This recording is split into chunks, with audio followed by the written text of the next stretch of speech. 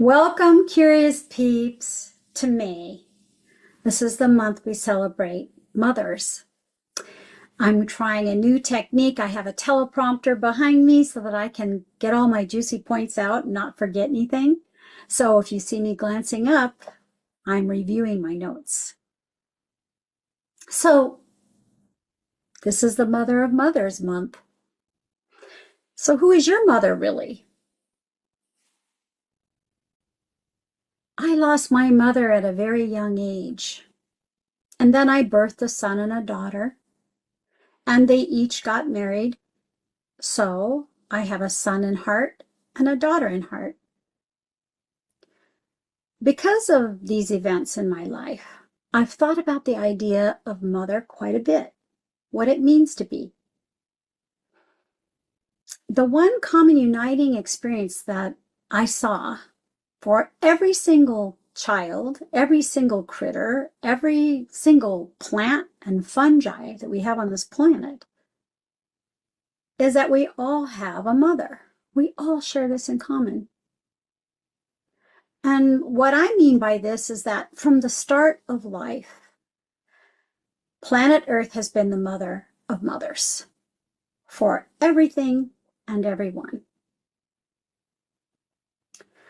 Cardinal Mermelade says, a mother is one who can take the place of all others, but whose place no one else can take. Isn't that the truth? When my tiny daughter was still nursing for all of her sustenance, she would not take a bottle that was offered to her. She only wanted my breast, my nipple, and nothing less. And one time, my return home was delayed for an entire day, and I had pumped breast milk for her. But she would have none of it, and she cried all day. She wanted the bond with me. The body knows. Mothers and caregivers who raise us are central figures in our lives. They teach us how to perceive the world and how we see and feel about ourselves. Because I grew up without a mother and I suffered so much abuse as a child, I did not comprehend my own significance as a mother for my own children. Sometimes I even believe that others might be even better mothers than I could be. I didn't have anyone to teach me. Later, when I shared those thoughts with my daughter as an adult, she was incredulous. She said, "But Mom, you're my mother."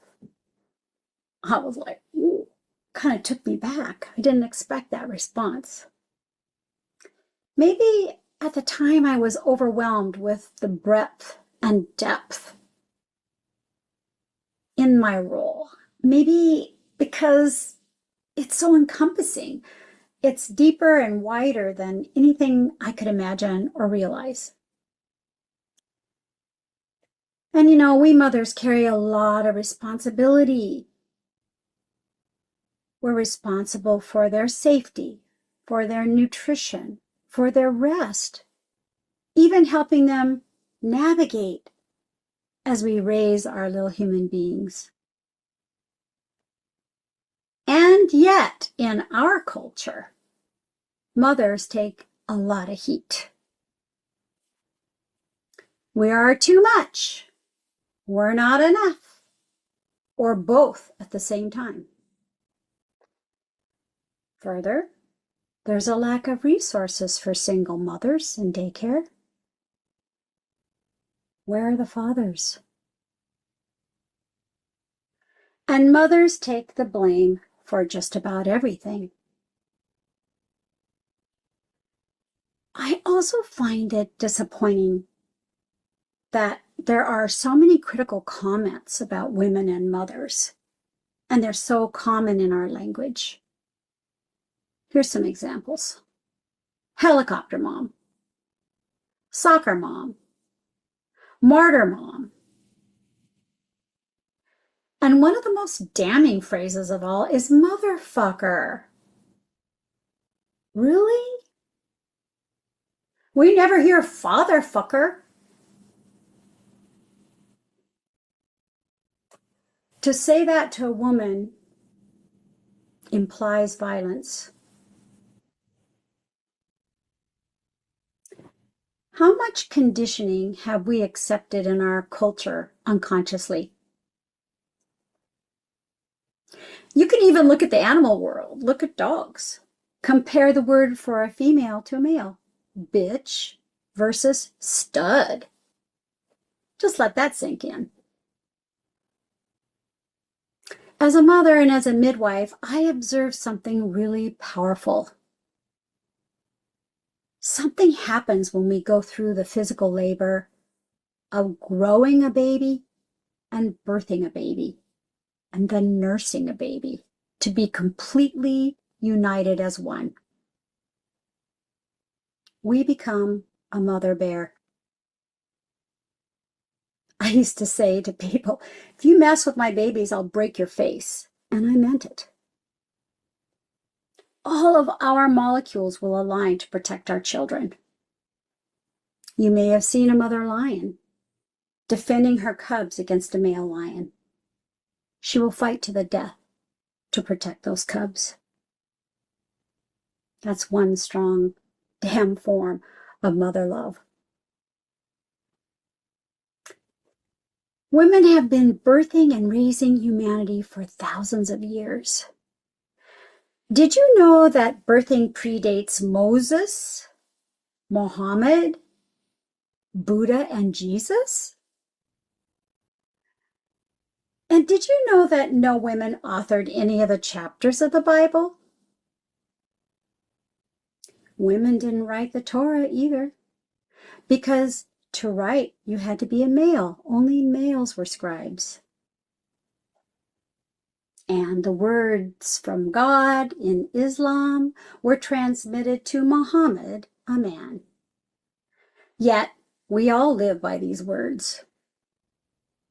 What happened to the female prophets? There is one shining moment or example that lives. It's the Theragatha. And these are poems written by enlightened Buddhist nuns. They're considered the oldest known writings by women in the world.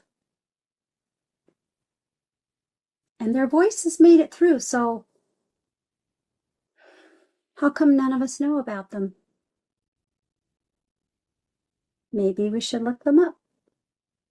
Maybe we should start writing. And now, Mother Earth. She feeds us, she nourishes us, she supports every living being, and she's made of stardust. That's not poetic, that's a scientific fact. Check it out with NASA. And I just feel full of awe when I think of that I am and you are and everything around us is made of stardust. You know, it takes all kinds of stardust to survive. The masculine and the feminine exist in different degrees within all of us. So one gender dominating all the others is not a state for survival.